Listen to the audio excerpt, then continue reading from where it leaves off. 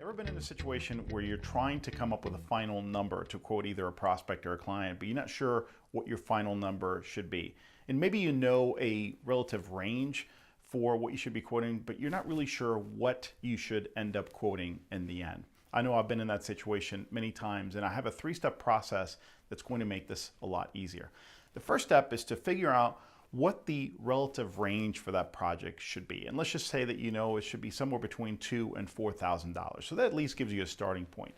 The second step is to apply some of the specifics of the situation to that range. So let's say that based on what the client had in terms of a budget, based on the level of difficulty, based on the timing and some of the other particulars, you can narrow that down significantly. Let's say between $2,000 and $3,000.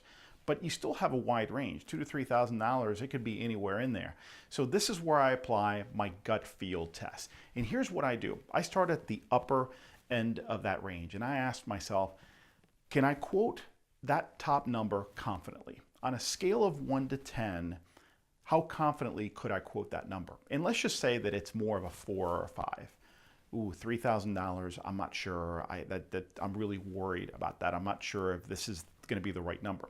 Okay, so in that case, you need to bring it down a little bit. And then I'll just go down in increments of 100.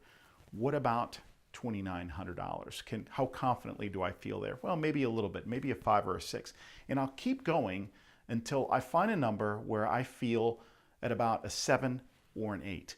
When I feel 7 or 8, I know that I can quote that number relatively confidently, which increases the probability that I'll be able to deliver that price in a confident way and that the client will accept it. Now, if you happen to be on the other end of the spectrum, let's say a 9 or a 10, then you need to go a little bit higher because you're too comfortable with that pricing range. So here's the thing. Prospects, clients, they can smell fear. They can smell a lack of confidence a mile away.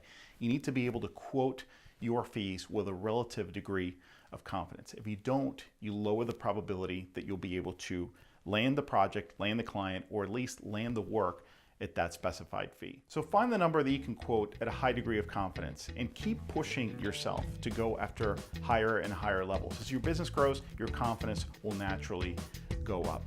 This has been Ed Gandia for more tips, strategies, and inspiration to earn more in less time, doing work you love for better clients. Visit b2blauncher.com.